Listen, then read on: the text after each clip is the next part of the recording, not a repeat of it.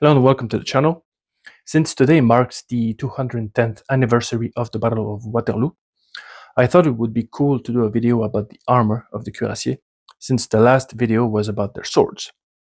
And the Cuirass was a definite element that made the Cuirassiers stand out from the rest of the cavalry. Though the Carabiniers had their own brass Cuirass, they got them late in the war. So we can safely say that the Cuirass was a distinctive element or feature that belonged to the Cuirassiers. There's a lot to talk about, and I want to keep this video as short as possible to keep the audience interested. So let's not waste any more time and roll out.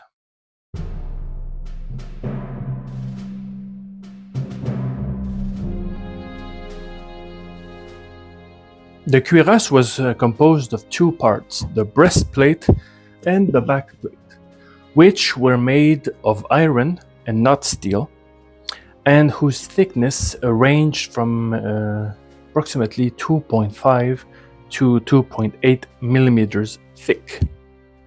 The breastplate's weight was approximately 4.49 kilograms, and the backplate was approximately 3.26 kilograms, for a total of approximately 7.5 kilograms on average.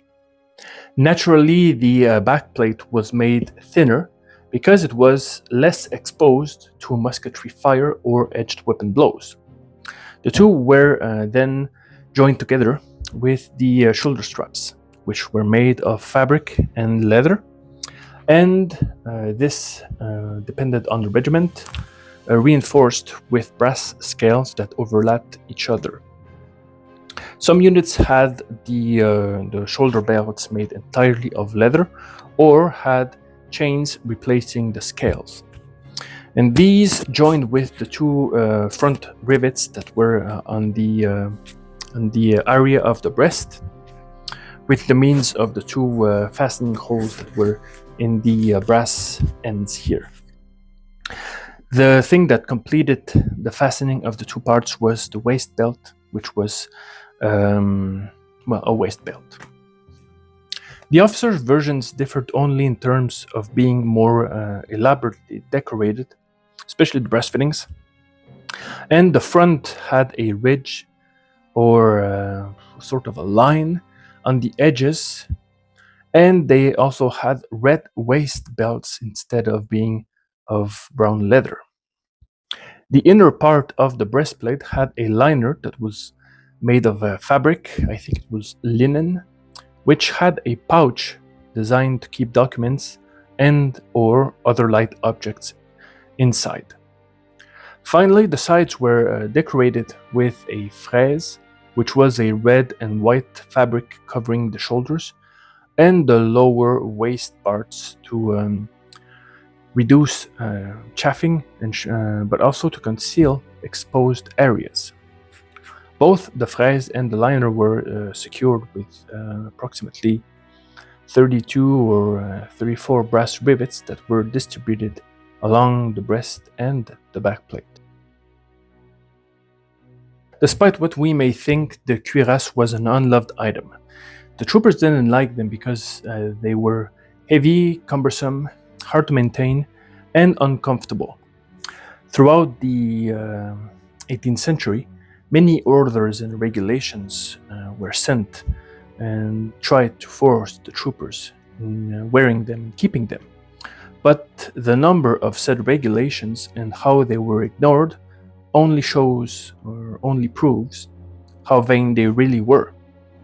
By the time of the Revolution, only one regiment of heavy cavalry kept the cuirass, and that was the 8th Heavy Cavalry or 8th Cavalry.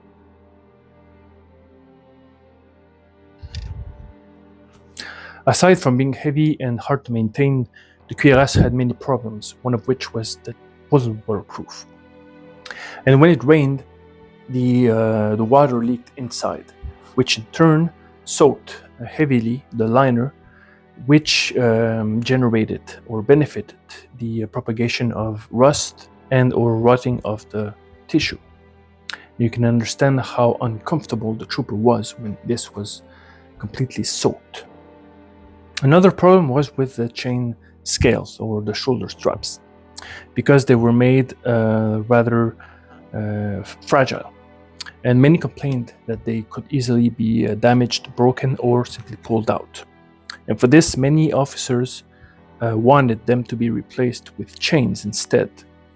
And this complaint was heard and adopted for future models of cuirasses that came after the war.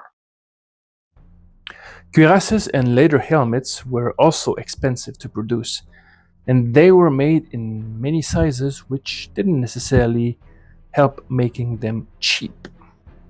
Unfortunately, despite being expensive, it also wasn't terribly efficient either, and the myth that it would be bulletproof was just an effect of the propaganda. The Cuirass, and especially the Mark I, issued in 1802 to 1806, was made of iron and offered mediocre protection against musket fire at a range of 40 meters and less. It would do a bit better at a distance of 200 meters and up, but that was pretty far for the time. So it could only be efficient against pistol shots and edged weapons such as bayonets, sabres, and lances, which is why enemy cavalrymen had a hard time fighting cuirassiers. It didn't necessarily mean that the cuirassiers were invulnerable. I recall a story during the campaign, I think it was the campaign of 1812 or 1813, where the lancers, the Polish lancers, were specifically instructed to attack the Russian cuirassiers, but aiming their lances at the faces instead of the rest of the body.